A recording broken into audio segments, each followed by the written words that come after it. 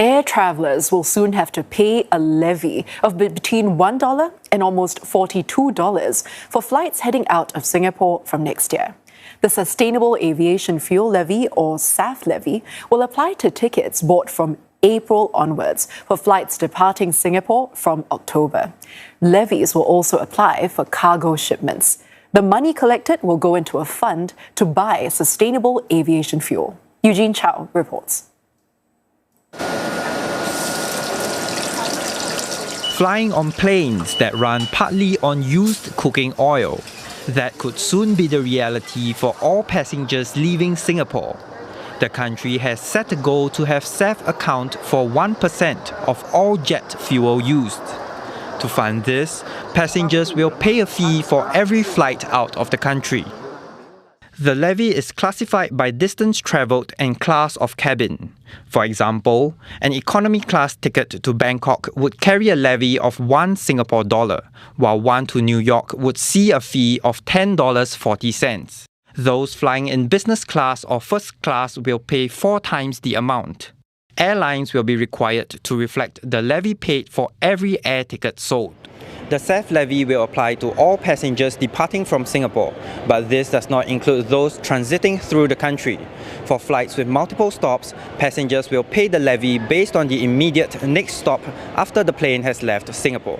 We have set up a central procurement agency, the SAFCO, to aggregate demand, deliver best value for the SAF levy collected, and develop a SAF ecosystem that will help bring costs down. SAFCO, or the Singapore Sustainable Aviation Fuel Company, will adopt what's called a fixed cost envelope approach. This means it will spend a predetermined amount on SAF, regardless of prevailing prices. SAF will then be mixed with conventional jet fuel and pumped into planes at airports. This tax is basically due to the use of the SAF, because SAF is more expensive. Therefore, you have to pay more when you're taking the same flight compared to before. So in a way, the airline company is passing on the cost to the consumer. The SAF levy for cargo ranges from 1 cent to 15 cents per kilogram, based on the identical 4 bands of destination for passengers. There are also levies on general and business aviation flights, such as corporate aircraft and private jets. Training flights and those for charitable or humanitarian purposes will not be subjected to the levy. Singapore plans to raise the use of SAF to 3 to 5% by 2030. The levy amount will be adjusted in future to account for the higher target. Now, studies show that sustainable aviation fuel can cut emissions by up to 80% compared with regular jet fuel. But SAF costs 3 to 5 times more than conventional jet fuel. The big difference? Regular jet fuel comes from petroleum, while SAF comes from renewable sources. Now, some SAFs are made entirely from bio-based materials. In other words, biofuels. That means from crops such as sugarcane, corn, palm oil that are processed and turned into fuel. Now, there are also waste-based SAFs. They're produced from sustainable biomass, agricultural waste, and even recycled cooking oil. And there's also electrofuel, also called e-fuel, that's made from captured carbon. But this tech is in its infant stages. But it could still take a while before this technology becomes commercially viable. Now, the European Union and United Kingdom currently require airlines to blend at least 2% of SAF.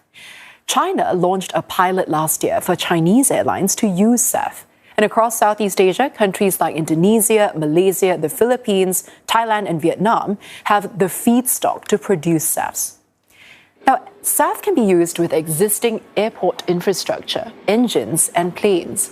No new hardware is needed. And right now, SAF is still produced in very small quantities. The International Air Transport Association expects SAF production to reach about 0.7% of airlines' total fuel consumption this year. Finnish energy giant Neste is the largest producer of SAF in the world. And for more on what these levies mean, I have Shantanu Gangagetka, who is a senior consultant and commercial aviation lead at consulting firm Frost and Sullivan, and he joins us from Kuala Lumpur. Now, Shantanu, imposing levies for sustainable aviation fuel based on distance, cabin class, and route, do you see this as the best way for a more sustainable aviation sector? I would surely say that this is moving in the right direction because instead of having a one flat fee for all the passengers, irrespective of the destination, the distance they're traveling, or the class, would have been a bit tricky. Now, this gives an opportunity for the agency to have a staggered or a differentiated pricing, a levy for different passengers based on the distance. So I think that is even better for the passengers as well as for the agencies as well. So why are the passengers that are departing Singapore being asked to bear these levies first? Some would say, shouldn't the burden be shared among the airlines, the airports, fuel suppliers, or even the governments? I wouldn't look at it that way because if for the aviation to become net zero, there are so many different stakeholders, and passengers surely are one of the biggest stakeholders as well.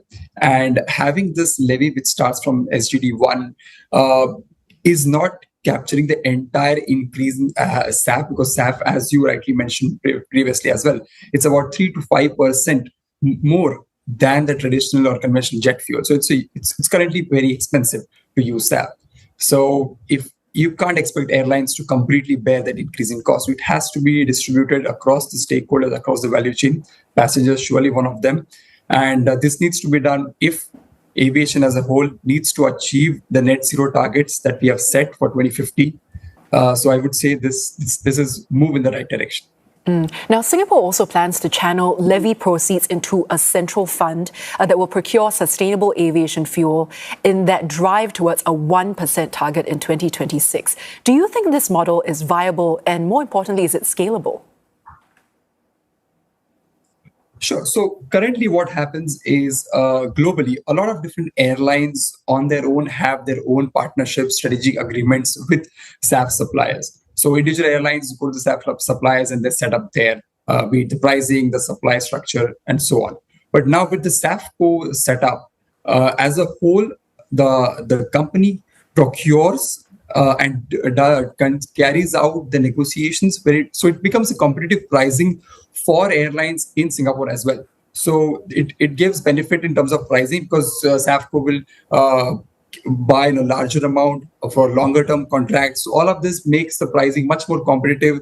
It's much more streamlined instead of every airline going on their own and buying SAF for the different channels. So having a centralized way of purchasing is much more streamlined and easier for airlines as well as for the agency as well. We must also remember that earlier, there's a lot of discussion still going on, that full-scale carriers are better placed than LCCs. But with this fund, every airline has access to the same SAF at the same price. So there's no differentiation between full-scale carrier and LCCs. So that is something which we also have to consider when we talk about SAF. And do you also see other Asian countries realistically replicating the model like Singapore's with a more passenger levy funded SAF scheme? Or do you think there are too many hurdles for them right now?